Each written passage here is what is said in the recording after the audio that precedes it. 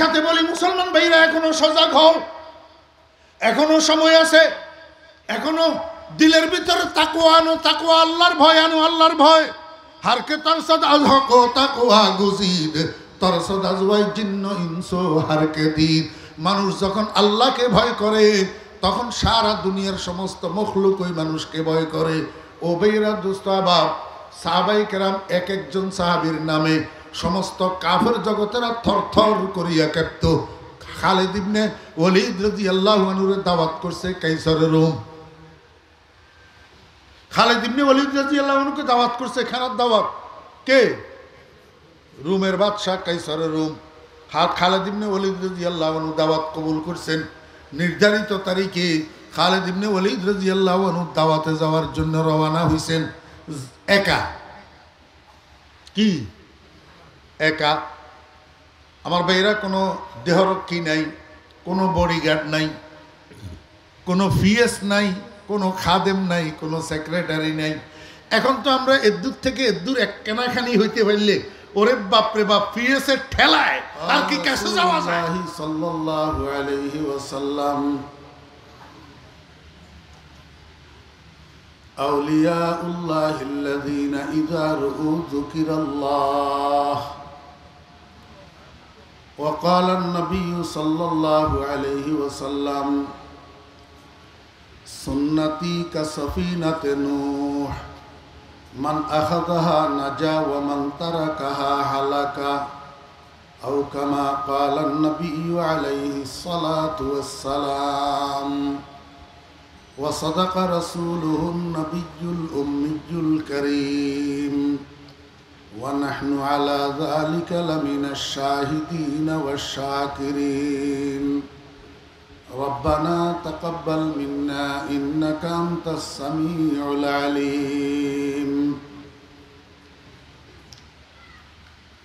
محترم সভাপতি, মুআজ্জাজ উলামায়ে কেরাম, আজিজ তোলাবায়ে ইজম, সমাবেত সর্বস্তরের মুসলমান ভাইয়েরা, পর্দার আড়ালের সম্মানিতা পর্দানসী মা ও বোনেরা, মহান আল্লাহ রাব্বুল আলামিনের অপরিসীম দয়ার ইহসান আল্লাহ রাব্বুল আলামিন আমাদেরকে আজ 19 এপ্রিল 2025 ইংরেজি তারিখে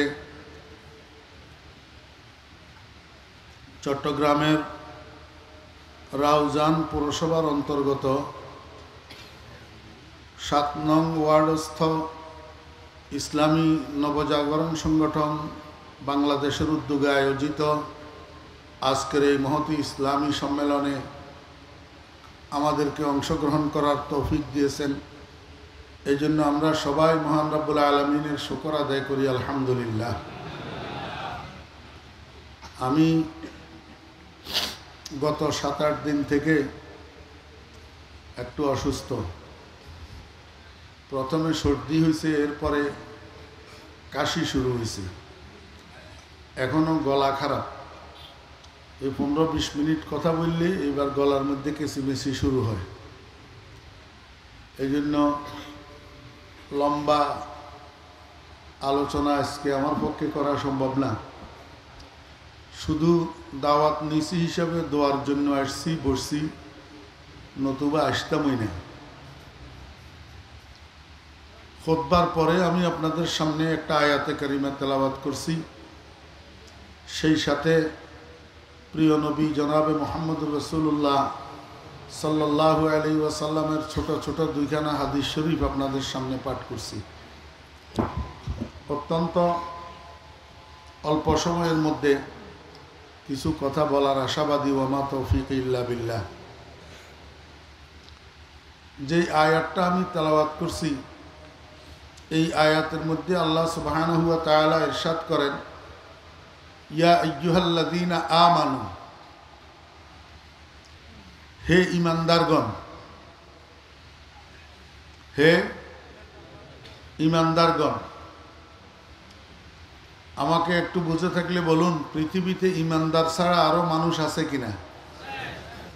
জি, কাফের আসেনি? কাফের মুনাফিক আসেনি? তা আল্লাহ পাক এখানে ইয়া ইউহান নাস তো বলেন নাই, ইয়া ইউহাল কাফিরুন বলেন নাই, ইয়া ইউহাল মুনাফিকুন বলেন নাই, বলছেন কি ইয়া ইয়ুহাল্লাযীনা আমানু। এটা আল্লাহ পাকের বড় আদরের ডাক, বড় মায়ার ডাক। হে আমার ইমানদার বান্দাগণ। আচ্ছা, আপনারা বুঝে থাকলে আমাকে বলুন, মানুষ কেউ কাউকে ডাকে বিনা কারণে না কিছু বলার জন্য?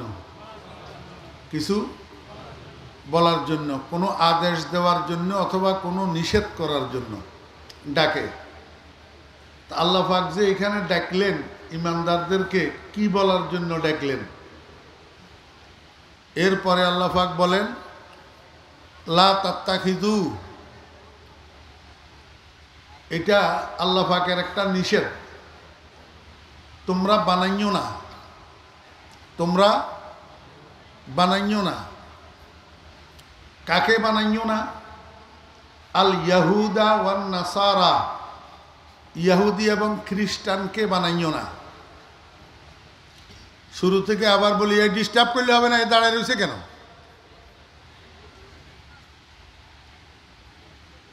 পিছনে বসো, যেখানে জায়গা পাও। এমনি সময় কম।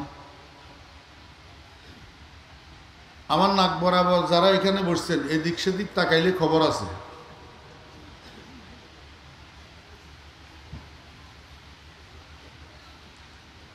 হে ইমানদারগণ, তোমরা বানাইও না। কাকে বানাইও না? ইহুদি এবং খ্রিস্টানকে। কি বানাইও না? আউলিয়া। আউলিয়া বানাইও না। হে ইমানদারগণ, তোমরা ইহুদি এবং খ্রিস্টানকে আউলিয়া বানাইও না। এখন আউলিয়া মানে কি? আমরা দেশে প্রচলিত ভাষা অনুসারে আউলিয়া বলতে আমরা বুঝি অলি বুজুর্গগণ। শাহজালাল আউলিয়া, শাহ আমানত আউলিয়া। কেমন? এখানে আউলিয়া শব্দের অর্থ কি? আউলিয়া এটা ওলিউনের বহু বচন। তালেবে ইলম ভাইয়েরা একটু ভালো বুঝবেন। ওলিউনের বহু বচন। ওলিউন শব্দের অর্থ কি? ওলিউন শব্দের আবিধানিক অর্থ চারটা। ওলিরা মানা মদ্দার লগত চার, হাবিব মালিক ও সাহেবে সাজাওয়াত। অলি শব্দের অর্থ কয়টা? চারটা। তা আমি আপনাদেরকে এখানে লোগত বয়ান করার জন্য বসি নাই, অভিধান বয়ান করার জন্য বসি নাই, কোরআনের আয়াত বুঝানোর জন্য বসছি। তো কোরআনের আয়াত বুঝতে হইলে কি লাগে? তাফসীর। কি লাগে? তাফসীর। চলেন একটু তাফসীরওয়ালারা এখানে আউলিয়ার অর্থ কি করে। এখানে আউলিয়া ওলিউনের বহু বচন। ওলিউন শব্দের এখানে দুইটা অর্থ। একটা অর্থ হলো বন্ধু, আর একটা অর্থ হলো অভিভাবক। বলেন তো কয়টা অর্থ মনে থাকবে? ওলিউন শব্দের অর্থ এখানে কয়টা? দুইটা। এক নম্বর কথা কয় না, বন্ধু। দুই নম্বর অভিভাবক। এবার আয়াতের অর্থ করেন। ইয়া আইয়ুহাল্লাযীনা আমানু, হে ঈমানদারগণ, লা তাত্তাখিযুল ইয়াহুদা ওয়ান নাসারা আউলিয়া। তোমরা বানাইও না ইহুদি এবং খ্রিস্টানকে বন্ধু। ইহুদি এবং খ্রিস্টানকে কি বানাইও না? বন্ধু বানাইও না। এক নম্বর। আরেক অর্থে, হে ঈমানদারগণ, তোমরা ইহুদি এবং খ্রিস্টানকে অভিভাবক বানাইও না। এই বন্ধু বানানোর কি অর্থ আর অভিভাবক বানানোর কি অর্থ, এই কথাটা এখন আমাদেরকে বোঝার দরকার। আপনারা আমাকে একটু বলুন যে ইসরায়েলের প্রেসিডেন্ট না প্রধানমন্ত্রী নেতানিয়াহু, এতে কি কথা কয় না? এই অমনোযোগী দেখলে আর আমার ভালো লাগলো না। অমনোযোগী ছাত্র দেখলে আমার মনে হয় গুলি করে দিতাম। নেতানিয়াহু কি? ইয়াহুদি। তা আল্লাহ যে কয় হে ইমানদারগণ তোমরা ইয়াহুদি এবং খ্রিস্টানকে বন্ধু বানাইও না, আমরা ইমানদার না? সবাই বলেন আলহামদুলিল্লাহ আমি ইমানদার, আলহামদুলিল্লাহ আমি ইমানদার। তা আল্লাহ আমারে অত বলছে যে তুমি যদি ইমানদার হও তুমি ইহুদি এবং খ্রিস্টানকে বন্ধু বানাইও না। তার মানে কি? তুমি নেতানিয়াহুরে বন্ধু বানাইও না। আমার বাড়ি বাংলাদেশে, নেতানিয়াহুর বাড়ি ইসরায়েল। এখন নেতানিয়াহুর সাথে বন্ধুত্ব করার আমার সুযোগ আসেনি। তা আল্লাহ যে কইল তুমি নেতানিয়াহুরে বন্ধু বানাইও না, এই কথাটার অর্থ কি? এই কথাটার অর্থ আপনারা, আমি একটা এক্সাম্পল দিলে আপনারা ভালো রকম বুঝবেন। দুইটা বাচ্চা 8-9 বছর বয়স, ক্লাস 4-এ পড়ে, দুইটা ছেলে। রমজান মাস যখন আসছে, দোনোটার পাশাপাশি বাড়ি, তো উত্তর পাশের বাড়ি আর দক্ষিণ পাশের বাড়ি। তো দোনোটা ছেলে দোনোজনের আব্বার কাছ থেকে 2000 টাকা নিছে, 1000 রাউজান বাজারে গেছে, যাইয়া একটা কাপড়ের দোকানে যাইয়া সেম কালারের দুইটা স্যুটের কাপড় কিনছে, একই কালারের কাপড়গুলা লইয়া টেইলারের দোকানে গেছে। টেইলারের দোকানে যাইয়া টেইলারকে বলতেছে, ভাই দর্জি সাহেব, আপনি এই কাপড়গুলা দিয়া আমরা দোনোজনের দুইটা স্যুট বানাইয়া দেন, তবে ডিজাইনটা হবে সেম, একই ডিজাইন। ডেলিভারি দিবেন কবে? দর্জি বলে রমজানের 23 তারিখে। কয় ঠিক আছে, আমরা 23 তারিখে আসবো। রমজানের 23 তারিখে আসি, দর্জির থেকে দোনোটা স্যুট ডেলিভারি লইয়া বাড়িতে নিয়ে ট্রাঙ্কের মধ্যে রাখি দিছে, গায়ে দেয় নাই। ঈদের দিন সকালে দোনোজন আপন আপন বাড়িতে দোনোটা স্যুট গায়ে দিয়া এবার বাড়ির থেকে বাইর হয়েছে। বাড়ির দরজায়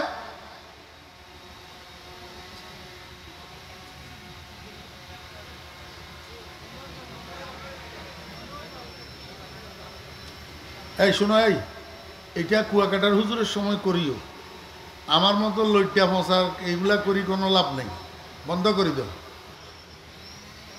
বেটা এই বুড়ারগুলা কে দেখবো? উনাদের এখন যৌবন, আল্লাহ দিলে সারা বাংলাদেশের মানুষের হৃদয়ের স্পন্দন। হ্যাঁ, খতিবুল উম্মাহ হজরতুল আল্লাম হজরত মাওলানা হাফিজুর রহমান সাহেব দামত বারাকাতুহুল আলিয়া, আল্লাহ পাক উনাদের হায়াতের মধ্যে বরকত দান করেন, উনাদের জবানের মধ্যে আরো বরকত দান করেন। উনাদের দ্বারায় মানুষ হেদায়েত পাইতেছে।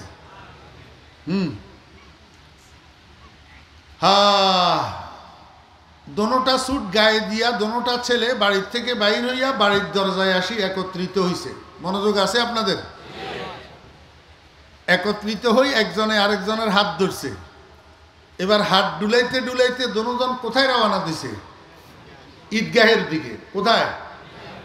আপনারা বুঝে থাকলে আমাকে একটু বলুন। এই দুইটা বাচ্চা একবারে পরিপূর্ণ বুঝদারও না, একেবারে অবুঝও না, ক্লাস 4-এ পড়ে। এই দুইটা বাচ্চা যেই কাজটা করল, এই কাজের দ্বারা এলাকার মানুষকে কি মেসেজ দিতে চায়, কি বুঝাইতে চায় বলুন? এলাকার মানুষকে ওই কথার দ্বারায় বুঝায় না, কাজের দ্বারায় বুঝায়? কি বুঝায়? আমরা দোনোজন ইন্নাল মুহিব্বা লিমান ইউহিব্বু মুতিউ, যে যাকে মোহাব্বত করে সে তাকে কি করে? অনুসরণ করে। এরা দুজন সেম ডিজাইনের সেম কালারের স্যুট পরিধান করি এলাকার মানুষের কাছে বন্ধুত্ব প্রকাশ করতে চায় যে আমরা দুজন একজন একজনকে ভালোবাসি। ঠিক না বেঠিক? এবার আয়াত বুঝেন। আল্লাহ পাক কয় ইয়া আইয়ুহাল্লাযীনা আমানু লা তাত্তাখিযুল ইয়াহুদা ওয়ান নাসারা আউলিয়া, হে ঈমানদারগণ তোমরা ইহুদি এবং খ্রিস্টানকে বন্ধু বানাইও না। এই কথার অর্থ কি? হে ঈমানদারগণ তোমরা ইহুদি এবং খ্রিস্টানের অনুসরণ করিও না। বলেন তো বন্ধু বানাইও না অর্থ কি? যদি অনুসরণ করো, তুমি মুখে যদি নাও বলো নেতানিয়াহু আমার বন্ধু, কিন্তু যদি তুমি নেতানিয়াহুর অনুসরণ করো তো তোমার কাজে প্রমাণ করবে যে তুমি নেতানিয়াহুরে বন্ধু বানাও। ঠিক না? এই জন্য আল্লাহ পাক কয়, হে ইমানদারগণ, তোমরা ইহুদিদেরকে কি বানাইও না। কেন কেন ইহুদিদেরকে বন্ধু বানাইও না? আল্লাহ কয়, ইহুদিরা গজব পড়া মানুষ। কি পড়া? গজব পড়া মানুষ। এদের উপরে আমার গজব পড়ছে। যদি তোমরা তাদের অনুসরণ করো তোমাদের উপরেও গজব পড়বে। তোমাদের উপরেও কি পড়বে? তোমরা ইহুদির অনুসরণ না করি আমার বন্ধুর অনুসরণ করো। আল্লাহর বন্ধুকে, আল্লাহর বন্ধুকে মুহাম্মদুর রাসূলুল্লাহ, রাসূল আকরাম সাল্লাল্লাহু আলাইহি ওয়াসাল্লামের আদর্শকে আরবিতে সুন্নত বলে। কি বলে? সুন্নত মানে কি? রাসূলের আদর্শ। রাসূলের আদর্শ। রাসূল আকরাম সাল্লাল্লাহু আলাইহি ওয়াসাল্লাম হাদিস শরীফের মধ্যে বলেন, সুন্নতি কাসফিনাতে নূহ। আমার মনে হয় অনেকে জীবনেও আর শুনেন নাই এই হাদিস। হযরত উলামায়ে কেরাম, মুহাদ্দিসিনে কেরাম ছাড়া আর বাকিরা না শুনারই কথা।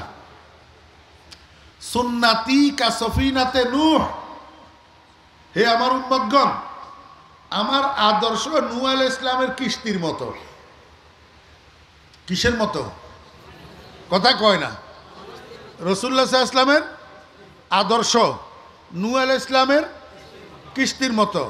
নবীজি বলেন, মান আখাযাহা নাজা। যারা আমার সুন্নতকে ধরবে, গ্রহণ করবে, তারা যেন নূহ আলাইহিস সালামের কিস্তিতে আরোহণ করল।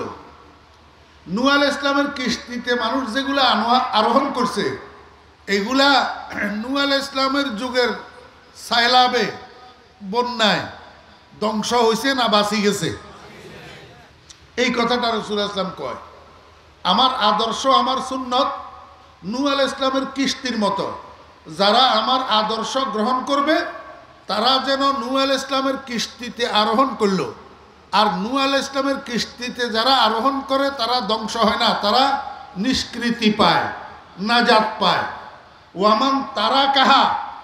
যারা আমার আদর্শকে পরিহার করে, পরিত্যাগ করে, আমার আদর্শকে ছাড়ে, পক্ষান্তরে ইহুদিদের আদর্শ ধরে, হালাকা, ধ্বংস হবে, আল্লাহর গজব পড়বে। এখন আসেন, ইহুদিরা যে গজব পড়া মানুষ, এটা কোরআন হাদিসে আছে না নাই? ইহদিনাস সিরাতাল মুস্তাকিম সিরাতাল্লাযীনা আন'আমতা আলাইহিম গায়রিল মাগদুবি আলাইহিম ওয়ালাদ-দাল্লিন। কোন সূরা? সূরা ফাতিহা। সূরা ফাতিহা মূলত দুনিয়ার মানুষের পক্ষ থেকে আল্লাহর কাছে একটা দরখাস্ত। একটা কি?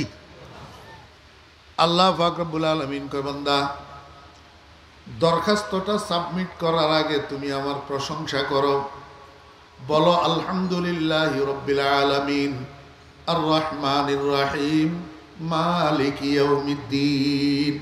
এই তিনটা আয়াত আল্লাহ পাকের প্রশংসাপত্র। আল্লাহ পাক রব্বুল আলামিন কয়, বান্দা, এইবার তুমি আমার সাথে একটা চুক্তি করো, একটা সন্ধি করো। তুমি বলো ইয়্যাকা না'বুদু ওয়া ইয়্যাকা নাস্তাঈন। এটা আল্লাহ পাকের সাথে বান্দার একটা অঙ্গীকার, একটা চুক্তি সম্পাদন। আল্লাহ পাক রব্বুল আলামিন বলেন, বান্দা, এখন যখন তুমি আমার প্রশংসাপত্র পাঠ করলা, আমার সাথে চুক্তি স্বাক্ষর করলা, এবার তুমি আমার কাছে দরখাস্ত করো, কি চাইবা চাও। আল্লাহ আবার কয়, বান্দা খবরদার, গাড়ি বাড়ি চাইও না, রাজত্ব চাইও না, ক্ষমতা চাইও না, চেয়ার চাইও না, এগুলার কোনো টিকসই নাই। এগুলা আজকে আছে, আগামীকাল নাই। আজকে যদি ভাগ্যে তোমার ফুলের মালা জুটে, আগামীকাল ভাগ্যে তোমার জুটবে জুতার মালা। ঠিক না ভাই? ঠিক জুটতেছে নি। এরপরেও তো মুসলমান বোঝে না। হ্যাঁ, একজনের গলায় জুতার মালা ঝুলার পরেও তো আরেকজন আবার সেই কাজ করার জন্য বসে থাকি, বুঝে আসে না আমাদের।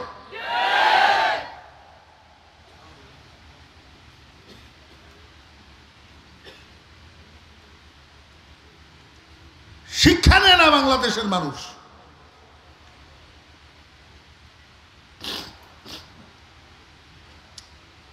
আল্লাহ পাক রব্বুল আলামিন কা দুনিয়ার মানুষ, হে ইমানদারগণ, এটা একটা মেলা। এই মেলাতে তোমরা এসছো, মেলা যখন শেষ হইয়া যাবে তোমরা ঘুরি ফিরি আবার কোথায় যাইবা? বাপের বাড়ি। কোথায় যাইবা? আপনারা আজকে যারা এই সম্মেলনে আসছেন, সম্মেলন শেষ হইলে কোথায় যাবেন? বাপের বাড়ি। আল্লাহ পাক রব্বুল আলামিন কয়, জান্নাত তোমাদের বাপের বাড়ি। জান্নাত তোমাদের, তোমরা তোমাদের বাপের ওয়ারিস। আর জান্নাতকে তোমরা মিরাস হিসাবে পাইবা। উলাইকা হুমুল ওয়ারিসুন আল্লাযীনা ইয়ারিসুনাল ফিরদাউস হুম ফিহা খালিদুন। আল্লাহ পাক রব্বুল আলামিন কয়, বান্দা, শেষ পর্যন্ত তোমাকে বাপের বাড়িতে যাইতে হবে। তবে বাপের বাড়ির যাওয়ার যে রাস্তা, এই রাস্তা থেকে শাখা প্রশাখা অনেকগুলা রাস্তা বাইর হয়েছে, লক্ষ লক্ষ রাস্তা। আমি আল্লাহ দয়া করি, মেহেরবানি করি, তোমাকে যদি ওই পথের পথিক না বানাই, জান্নাতের রাস্তার পথিক না বানাই, তুমি নিজে নিজে কাবিলিয়তের দ্বারা জান্নাতের দরজায় পৌঁছাইতে পারবে না। এই জন্য আমার কাছে তুমি দরখাস্ত করো, ইহদিনাস সিরাতাল মুস্তাকিম, আয় আল্লাহ, তুমি জান্নাতে যাওয়ার সেই সরল রাস্তাটা আমাকে দেখাইয়া দাও, সেই সরল রাস্তাটার পথিক আমাকে বানাইয়া দাও। বুঝছেন না? বুঝেন নাই? আল্লাহ যদি সিরাত মুস্তাকিমের উপরে হেদায়েত না করে, কোন বাপের বেটার জান্নাতের দরজায় পৌঁছার ক্ষমতা।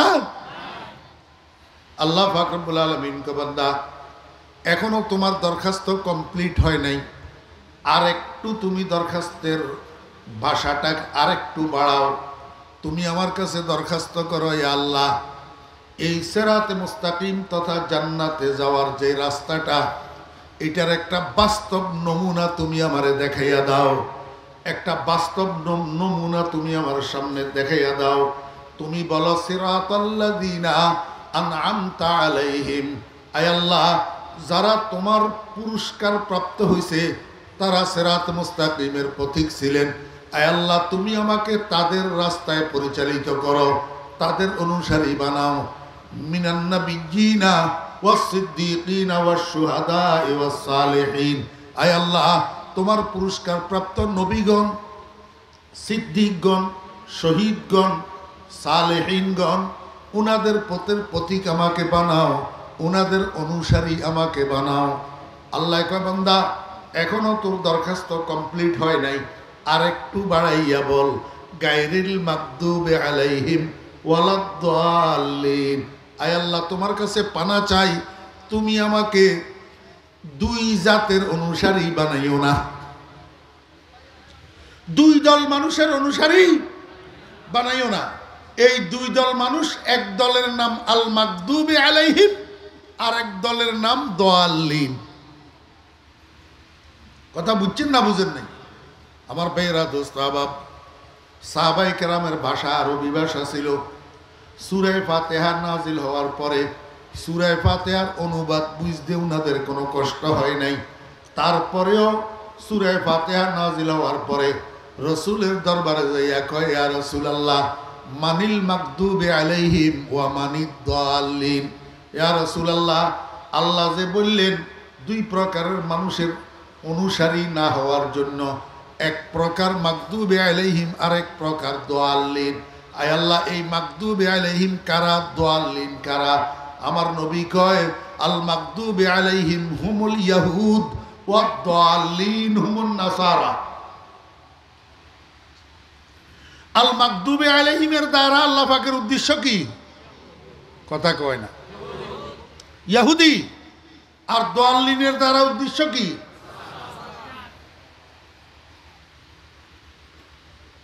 আমার প্রশ্ন, ইয়াহুদ আর নাসারা শব্দ দুটোটা কোরআন শরীফের মধ্যে আছে না নাই? আজকে যে আয়াত পড়লাম এটার মধ্যেই তো আছে, লা তাত্তাখিজুল ইয়াহুদা। যদি আল মাগদুবে আলাইহিমের দ্বারা আল্লাহর উদ্দেশ্য ইয়াহুদ হয়, দাল্লিনের দ্বারা আল্লাহর উদ্দেশ্য নাসারা হয়, তাহলে আল্লাহ পাক ডাইরেক্ট কেন বললেন না গায়রিল ইয়াহুদে ওয়ান নাসারা? ইয়াহুদ আর নাসারা ডাইরেক্ট না বলি, এই ইয়াহুদীদের জন্য আল মাগদুবে আলাইহিম শব্দ এটা কেন ব্যবহার করলেন? এইটা বুঝার জন্য আপনাদেরকে একটু আল মাগদুবে আলাইহিমের অর্থ বুঝতে হবে। আমার ভাইয়েরা, দোস্ত আহবাব, ওলামায়ে কেরাম, তালেবে আলেম ভাইরা আছে, ওনাদেরকে জিজ্ঞেস করেন। আমি একটু আরবি গ্রামার বলি। আল মাগদুব সিগা ওয়াহেদ মুজাক্কার, বহস ইসমে মাফউল, মাদ্দা গাইন দাদ বা, গাইন দাদ বা, এই তিনটা বর্ণরে একসাথ করলে হয় গজব। তিনটা বর্ণরে একসাথ করলে কি হয়? গজব। আপনারা কারো উপরে মনে কষ্ট আসলে বলেননি তোর উপরে আল্লাহর গজব পড়ুক, করনি? আরে মিয়া, বাপেও তো ছেলের উপরে মনে কষ্ট আসলে কয় তোর উপরে আল্লাহর গজব পড়ুক। গজব না? এই গজবের থেকে আল মাগদুবি আলাইহিম, অর্থাৎ ওই সমস্ত মানুষ যাহাদের উপরে আল্লাহর গজব পড়ছে, যাহাদের উপরে আল্লাহর কি পড়ছে, এটার অর্থ যখন বুঝছেন, এবার বুঝেন আল্লাহ ইয়াহুদ শব্দ ডাইরেক্ট না বলি গজব পড়া মানুষ কেন বললেন? উম্মতে মুহাম্মদিয়াদেরকে সতর্ক করার জন্য।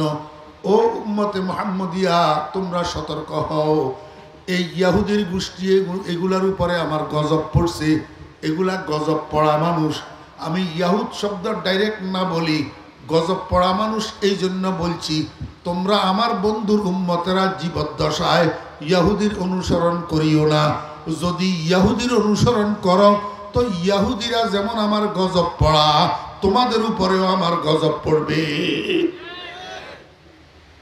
ইয়াহুদির অনুসরণ করিবা, তোমরাও আমার গজবের থেকে বাঁচতে পারবা না।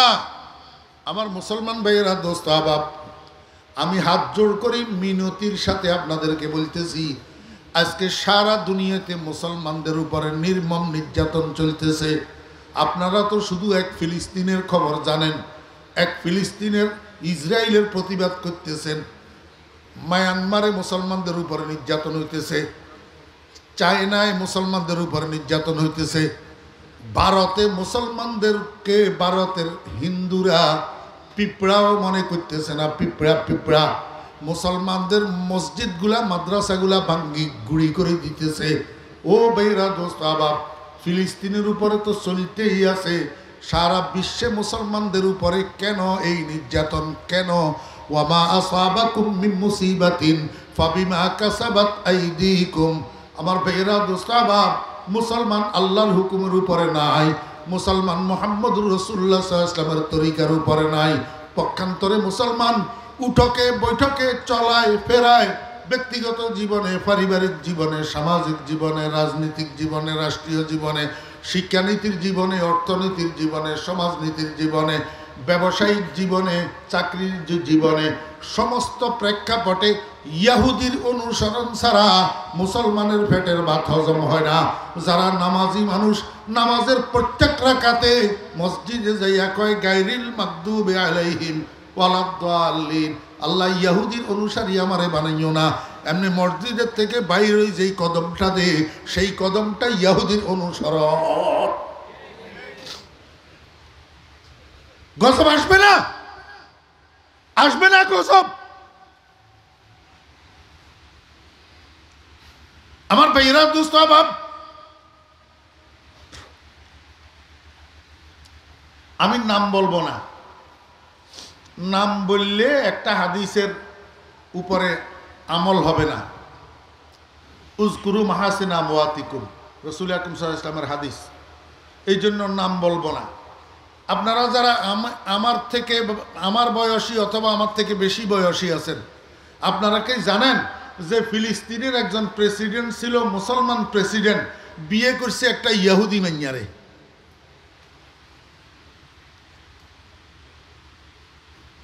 কেউ একটা মানুষেও জানেন না, নাম বলিয়েন না কেউ।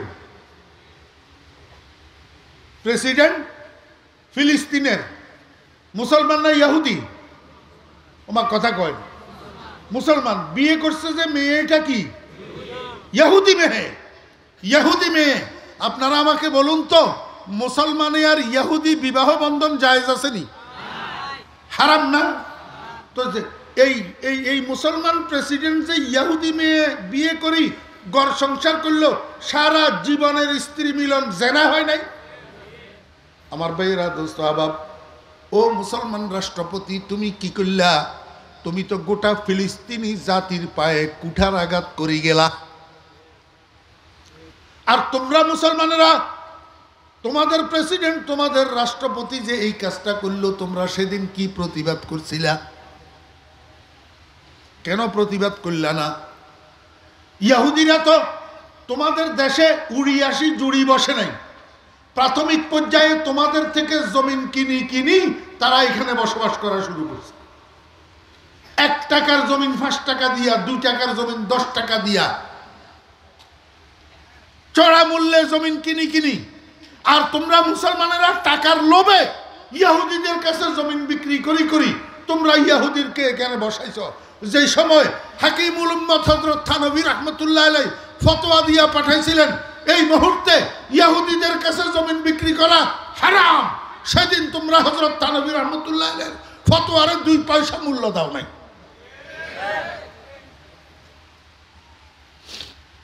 ওয়ামা আসাবাকুম মিন মুসিবাতিন ফাবিমা কাসাবাত আইদিকুম ওয়া ইয়াফু আন কাসীর। আমার এক বন্ধু আমাকে একটা ভিডিও দেখাইছে। এই ভিডিওটা হলো একটা মিছিলের ভিডিও, ফিলিস্তিনিদের মিছিল ইসরায়েলের বিরুদ্ধে। ফিলিস্তিনিদের মিছিল, মুসলমানের মিছিল ইহুদিদের বিরুদ্ধে একটা ভিডিও দেখাইছে। এই ভিডিওর মধ্যে আমি দেখতে পেলাম একজন মহিলা সেই মিছিলে অংশগ্রহণ করলো। কি মহিলা মিছিলে অংশগ্রহণ করলো? যেহেতু মুসলমানদের মিছিল, ফিলিস্তিনিদের মিছিল, সেহেতু মহিলাটা মুসলমান। মহিলাটা কি মুসলমান। এই মহিলাটার ফরনের মধ্যে নিচে একটা জিন্সের প্যান্ট, উপরে একটা স্কার্ট, মাথায় কিছু নাই। নিচে একটা জিন্সের প্যান্ট, উপরে একটা স্কার্ট, মাথায় কিছু। দেখার সাথে সাথে আমার বুকটা কাঁপি উঠছে। ইন্না লিল্লাহি ওয়া ইন্না ইলাইহি রাজিউন। ও মা, তুমি তো ফিলিস্তিনি মা, তুমি তো মুসলমান মা, তুমি মিছিলে অংশগ্রহণ করলা মুসলমানদের পক্ষে ইহুদির বিরুদ্ধে, কিন্তু তুমি কি জানো তুমি যে ড্রেসটা পরি মিছিলে অংশগ্রহণ করলা, এটা কি ফাতেমাতুজ জোহরা রাদিয়াল্লাহু আনহার পোশাক, না আয়েশা রাদিয়াল্লাহু আনহার পোশাক, না খাদিজাতুল কুবরা রাদিয়াল্লাহু আনহার পোশাক? এটা তো ওই ইসরায়েলের ইহুদি মহিলাদের পোশাক। তাহলে যেই দুশ্মনের বিরুদ্ধে তুমি মিছিলে নেমলা, সেই দুশ্মনের পোশাক লইয়া কেন তুমি নেমলা? দুশ্মনের অনুসরণ কেন করলা? ইহুদির অনুসরণে কেন নেমলা? তোমার উপরে তো অতি সত্তর গজব আসবে। এমনি চিন্তা করিও সারি নাই, 5-6 মিনিটের মাথায় ইসরায়েলি 4-5 জন সৈন্য একটা গাড়ি নিয়ে এই মহিলাকে টেনে হেসড়ে গাড়িতে উঠাইয়া নিয়ে গেছে। কোথায় নিয়ে গেছে আল্লাহ ভালো জানে। গজব আসছেনি। এই জন্য মিনতির সাথে বলি, মুসলমান ভাইরা এখনো সজাগ হও, এখনো সময় আছে। এখনো দিলের ভিতরে তাকওয়া আনো, তাকওয়া, আল্লাহর ভয় আনো, আল্লাহর ভয়। হারকে তারসাদ আলহক তাকওয়া গুজিদ তারসাদ আজওয়াই জিন্ন ইনসো হারকে দিন। মানুষ যখন আল্লাহকে ভয় করে তখন সারা দুনিয়ার সমস্ত মখলুক ওই মানুষকে ভয় করে। ও বেরা দোস্ত আবাব, সাহাবায়ে কেরাম এক একজন সাহাবীর নামে সমস্ত কাফের জগতেরা থরথর করিয়া কাঁপত। খালিদ ইবনে ওয়ালিদ রাদিয়াল্লাহু আনহু দাওয়াত করছে কাইসারের রুম। খালিদ ইবনে ওয়ালিদ রাদিয়াল্লাহু আনহুকে দাওয়াত করছে, খানার দাওয়াত। কে? রুমের বাদশা কাইসারের রুম। খালিদ ইবনে ওয়ালিদ রাদিয়াল্লাহু আনহু দাওয়াত কবুল করছেন। নির্ধারিত তারিখে খালিদ ইবনে ওয়ালিদ রাদিয়াল্লাহু আনহু দাওয়াতে যাওয়ার জন্য রওনা হইছেন একা। কি একা? আমার ভাইরা কোনো দেহরক্ষী নাই, কোনো বডিগার্ড নাই, কোনো পিএস নাই, কোনো খাদেম নাই, কোনো সেক্রেটারি নাই। এখন তো আমরা এদ্দুর থেকে এদ্দুর এক কেনাখানি হইতে পারলে ওরে বাপরে বাপ, পিএস এর ঠেলায় আর কি কাছে যাওয়া যায়?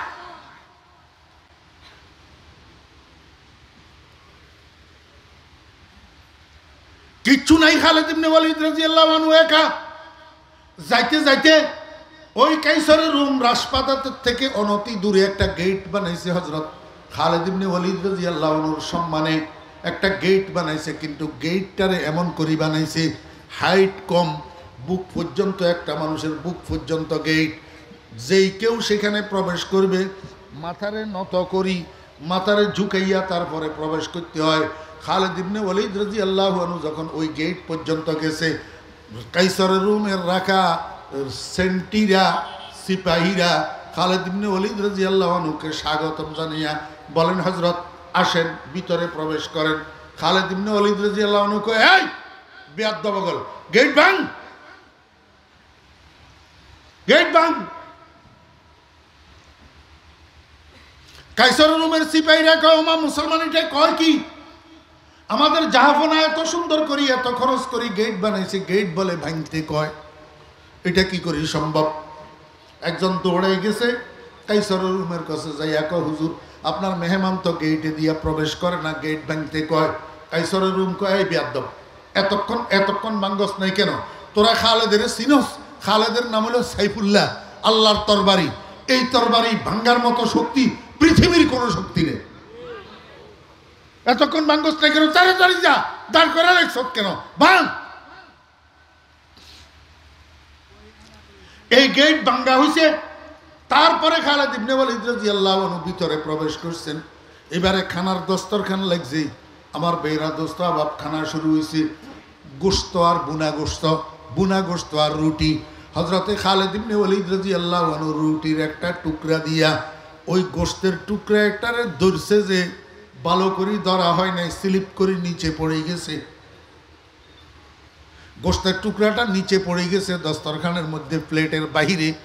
খালিদ ইবনে ওয়ালিদ রাদিয়াল্লাহু আনহু 3 আঙ্গুল দিয়া ওই গোশতের টুকরাটা আবার উঠাইয়া মুখে দিবে।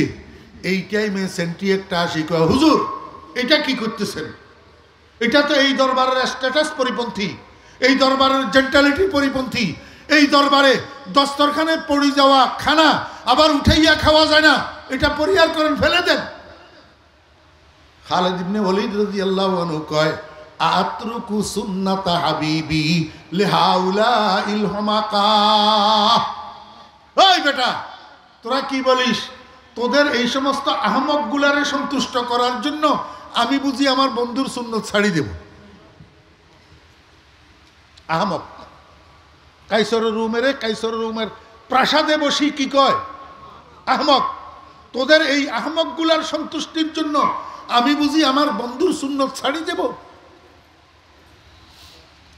আমার ভাইয়েরা, দোস্ত আবাব, ওনাদের দিলের ভিতরে আল্লাহর ভয় ছিল, এই জন্য সমস্ত মখলুক ওনাদেরকে ভয় করতেন। লম্বা লম্বা ঘটনা আছে হযরতে সফিনা রাদিয়াল্লাহু আনহুর ঘটনা।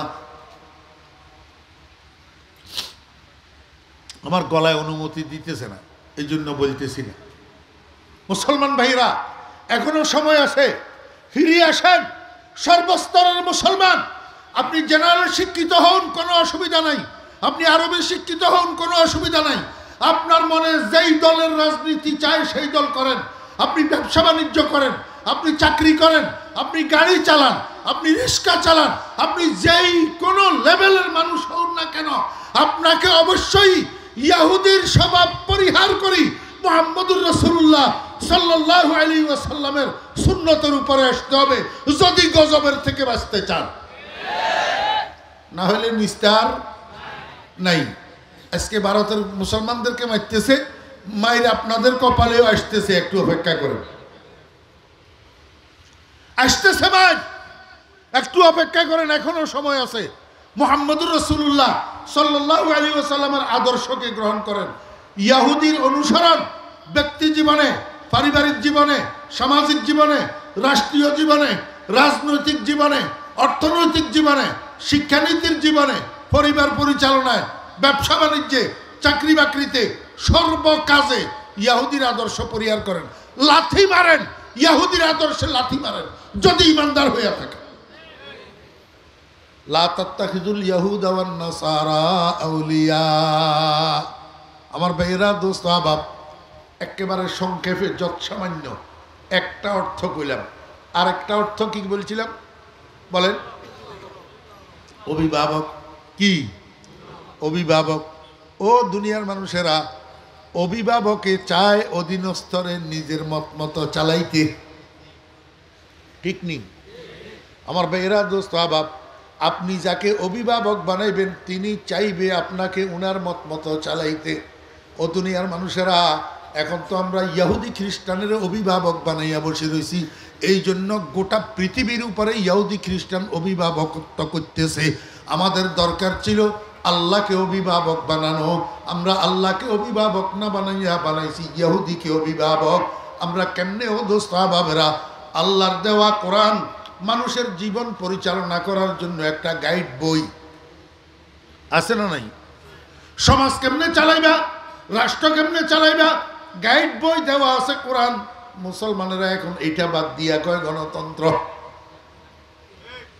মুসলমানরা এখন এইটা বাদ দিয়া কি কয়? গণতন্ত্র। কিরে বেটা, গণতন্ত্র তো দুই রকমের আছে। একটা হইল প্রেসিডেন্সিয়াল গণতন্ত্র, আর একটা হইল সংসদীয় গণতন্ত্র। এক গণতন্ত্রের মধ্যে রাষ্ট্রের হেড হইল প্রধানমন্ত্রী, আরেক গণতন্ত্রের মধ্যে রাষ্ট্রের হেড হইল প্রেসিডেন্ট। আমেরিকায় গণতন্ত্র আছে কোনটা? প্রেসিডেন্সিয়াল গণতন্ত্র। আমাদের দেশে গণতন্ত্র আছে কোনটা? প্রধানমন্ত্রী প্রধান, প্রধানমন্ত্রী প্রধান। তাহলে এত নিয়ম এত নীতি কেন? তার মানে বোঝা যায় সুবিধাবাদ জিন্দাবাদ। সুবিধাবাদ। ও দুনিয়ার মানুষেরা, শিক্ষিত মানুষেরা, গণতন্ত্র কাকে বলে সেটার ডেফিনেশন তো আমরা জানি না। আমরা জানি গোড়ার ডিম, যেটা ভুল ডেফিনেশন সেটা জানি। গণতন্ত্রের ডেফিনেশন দিয়ে গেছে ডক্টর ইকবাল, জমহুরিয়ত के तर्ज हुकूमत है कि जिसमें मर्दों को गिना करते हैं तोला नहीं करते। कल एक मर्द फिरंगी ने यही रमज किया फाश, हर चंदे के दाना उसे खोला नहीं करते। ডক্টর ইকবাল কি কয়? গতকাল ফেরেঙ্গি মানুষ, একটা ফেরেঙ্গি লাল চামড়াওয়ালা ইংরেজ, এই কথাটারে মুখ ফুসকি বলে ফেলছে। নতুবা কোনো জ্ঞানী তাদের মধ্যে এই কথাটা বলে না। এই কথাটা কি? তাদের মধ্যে কোনো জ্ঞানী মানুষ এই ব্যাটটা প্রকাশ করে না। ফেরেঙ্গি একটা মুখ ফুসকি এটা বলে ফেলছে। কয় কি? জমহুরিয়ত के तर्ज हुकूमत है कि जिसमें मर्दों को गिना करते हैं तोला नहीं करते। কয় গণতন্ত্র এমন এক পদ্ধতি যেই পদ্ধতির মধ্যে মানুষের গণনা করা হয়, মূল্যায়ন করা হয় না। উদাহরণ, দুইজন প্রার্থী। কয়জন? দুইজন। একজন কলেজের প্রিন্সিপাল, আরেকজন সন্ত্রাসের গডফাদার। কয়জন প্রার্থী? দুইজন। একজন কলেজের প্রিন্সিপাল, আরেকজন সন্ত্রাসের গডফাদার। আমার ভাইয়েরা, ভোটার হয়েছে 60 জন। ভোটার হয়েছে কয়জন? 60 জন। ওই সন্ত্রাসের গডফাদারে ভোট পাইল 40টা, আর কলেজের প্রিন্সিপাল ভোট পাইল 20টা। গণতান্ত্রিক পদ্ধতিতে যে 40 ভোট পাবে সে গ্র্যান্টেড হবে, নির্বাচিত হবে। Majority must be granted. কিন্তু মূল্যায়ন করলে দেখা যাবে কলেজের প্রিন্সিপাল সাহেবকে যেই 20 জনে ভোট দিছে, ওনারা 20 জন লিটারেট পার্সন, জেন্টেলম্যান, ভদ্রলোক, শিক্ষিত, জ্ঞানী, গুণী, সৎ। জ্ঞানী, গুণী, সৎ। আর ওই সন্ত্রাসের গডফাদারের যেই 40 জনের ভোট দিছে, এগুন সবগুলা হইল 12 বাড়ি গৃহস্থ, 13 বাড়ি চোর, জায়গার নাম হারামখোর। হ্যাঁ, এখন গণতন্ত্র কি করে? ওই চোর বাটপাররা যে 40টা ভোট দিছে, সেই 40টা ভোট গ্র্যান্টেড, অথচ শিক্ষিত, জ্ঞানী, গুণী, সৎ যেই 20 জন নাগরিককে ভোট দিল, সেইগুলাকে তারা মূল্যায়ন করল না। এইটার নাম হইল গণতন্ত্র। তো দেশে গণতান্ত্রিক পদ্ধতিতে নির্বাচিত প্রতিনিধিদের দ্বারা চুরি চাটপারি লুট না হইয়া কি হবে? আর হবেটা কি?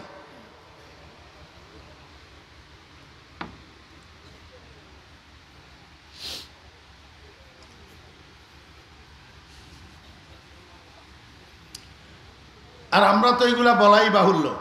আমাদেরকে তো কয় হুজুররা আবার রাজনীতির কথাবার্তা কয় কেন? গলা ভালো নেই, এই জন্য গেলাম না সেদিকে। মুসলমান ভাইরা, ইহুদির অনুসরণ ছাড়ো।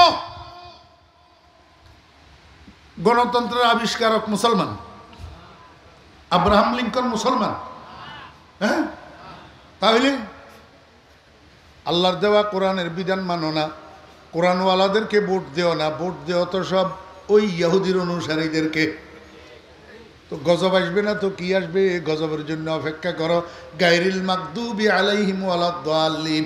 এই জন্য আল্লাহ কয়, ও দুনিয়ার ইমানদাররা, ইহুদি এবং খ্রিস্টানের অভিভাবক বানাইও না, অর্থাৎ তাদের মতে চলিও না, তাদের মতে চলিও না। আউলিয়া বানাইও না। আউলিয়া, আউলিয়া বানাইবা কারে? আল্লাহ রে। আউলিয়া বানাইবা কারে? আল্লাহ রে। আমার দোস্ত আবাব, ইমানদারের ওলি আল্লাহ। ইমানদারের ওলি কে? ওলি মানি বন্ধু, ওলি মানি বন্ধু। ইমানদার আল্লাহর বন্ধু, আল্লাহ ইমানদারের বন্ধু। ইমানদার আল্লাহর বন্ধু, ইমানদারের বন্ধু আল্লাহ, আল্লাহ ইমানদারের বন্ধু, ইমানদার আল্লাহর বন্ধু। এই দোনো গ্রুপের মধ্যে থাকবে মহাব্বত, এই দোনো গ্রুপের থাকবে মহাব্বত, এই দোনো গ্রুপের মধ্যে থাকবে বেলায়ত, এই দোনো গ্রুপের মধ্যে থাকবে বন্ধুত্ব। রাসূল আকরাম সাল্লাল্লাহু আলাইহি ওয়াসাল্লাম বলেন, ও দুনিয়ার ইমানদারগণ, কার সাথে আল্লাহর বন্ধুত্ব আছে, কার সাথে আল্লাহর বন্ধুত্ব নাই, বুঝবা কেমনে? এই কথাটা বললে আমার কথা শেষ। আমার কষ্ট হইতেছে কথা বলতে। কার সাথে আল্লাহর বন্ধুত্ব, কার সাথে আল্লাহর বন্ধুত্ব নাই, কে আল্লাহর ওলি, কে আল্লাহর ওলি না, এটা বুঝবা কেমনে? আল্লাহ রাসূলুল্লাহ সাল্লাল্লাহু আলাইহি ওয়াসাল্লাম, আউলিয়াউল্লাহিল্লাযীনা ইযা রুউ যুকিরাল্লাহ, রাওয়াহু মুসলিম। রাসূল আকরাম সাল্লাল্লাহু আলাইহি ওয়াসাল্লাম বলেন, যেই মানুষগুলা আল্লাহর ওলি হবে, যেই মানুষগুলা আল্লাহওয়ালা হবে, আল্লাহওয়ালা, চাওয়ালা, পানওয়ালা, রিক্সাওয়ালা, দোকানওয়ালা, দুনিয়ার মধ্যে ওয়ালা ওয়ালা ওয়ালা ওয়ালা আছে না নাই? কিছু মানুষের নাম আছে আল্লাহওয়ালা, কিছু মানুষের নাম আছে কি? আল্লাহওয়ালা। ও ভাইরা, দোস্ত আহবাব, ওই মানুষগুলা কারা? আল্লাহর হাবিব বলেন, ইযা রুউ যুকিরাল্লাহ, যেই মানুষগুলা চেহারার দিকে তাকাইলে আল্লাহর কথা স্মরণের মধ্যে আসে, আল্লাহর কথা স্মরণ হয়। আপনারা দেখছেন কিনা আমি জানি না, আপনাদের বাড়ির কাছের তো আমার শেখ, কলিজার টুকরা মুর্শিদ হযরত মাওলানা শাহ জমিরুদ্দিন নানুপুরি রহমতুল্লাহ আলাইহি, দেখছেন নি? চেহারার দিকে তাকাইলে রাজপ্রাসাদের কথা মনে হইতো। হ্যাঁ, চেহারার দিকে তাকাইলে রাজপ্রাসাদের কথা মনে হইতো। আমার ভাইরা, দোস্ত আহবাব, এই আল্লাহর বান্দার চেহারা দেখি দেখি আমাদের দেশের কত বেদায়াতি হেদায়েত হইয়া গেছে। চেহারার দিকে তাকাইয়া কওরে বাবার এইটা কি? আর এটা যদি আল্লাহর ওলি না হয় তো আর কে হবে? আল্লাহু আকবার। হযরত নানুপুরি হুজুর রহমতুল্লাহ আলাইহি, সৈয়দি ওয়া সানাদি ওয়া মুরশিদি হযরত মাওলানা শাহ সুলতান আহমদ নানুপুরি রহমতুল্লাহ আলাইহি, নানুপুরি হুজুরের জানাজায় গেছিলেন নি? কেউ গেছিলেন? কেউ হাত উঠেন। নানুপুরি হুজুরের জানাজায় গেছিলেন? এই নানুপুরি হুজুরের লাশের চেহারাটা দেখছেন? আল্লাহু আকবার। আমার মনে হয়েছে যেন কোনো দিক থেকে 2000 পাওয়ারের একটা লাইট দিয়া ফোকাস দিয়া রাখছে, এত সুন্দর চেহারা, লাশের চেহারা আমি আমার বয়সে জীবনে কোথাও দেখি নাই। আরে জিন্দা অবস্থা তো জিন্দা অবস্থায়, মরার পরেও তো চেহারার দিকে তাকাইলে আল্লাহর কথা স্মরণ হয়। এই জন্য রসুল আকরাম তোমার চেহারার দিকে তাকাইলে নেতানিয়াহুর কথা মনে হয়, তোমার চেহারার দিকে তাকাইলে বুশের কথা মনে হয়, তোমার চেহারার দিকে তাকাইলে ড্রামের কথা মনে হয়, ড্রাম। হ্যাঁ, তোমার চেহারারে এমন চেহারা বানাও যে চেহারার দিকে তাকাইলে আল্লাহর কথা মনে হয়, তাহলে তুমিও হবে আল্লাহর ওলি। قال رسول الله صلى الله عليه وسلم أولياء الله الذين إذا رؤوا ذكر الله। এজন্য মুসলমান ভাইরা এখনো সময় আছে, ইহুদির অনুসরণ ছাড়েন, মুহাম্মদুর রাসূলুল্লাহ সাল্লাল্লাহু আলাইহি ওয়াসাল্লামের অনুসরণ ধরেন, আল্লাহ পাক নাজাত দিবে। রাসূল আকরাম সাল্লাল্লাহু আলাইহি ওয়াসাল্লাম বলেছেন, মান আখাযাহা নাজা ওয়া মান তারাকাহা হালাকা, আও কামা ক্বালা আলাইহিস সালাতু ওয়াস সালাম। আর পারি না। ওয়া আখিরু দাওয়ানা আনিল হামদুলিল্লাহি রাব্বিল আলামিন ওয়া সাল্লাল্লাহু তাআলা আলা খাইরি খালকিহি মুহাম্মাদিন ওয়া আলিহি ওয়া সাহবিহি আজমাইন।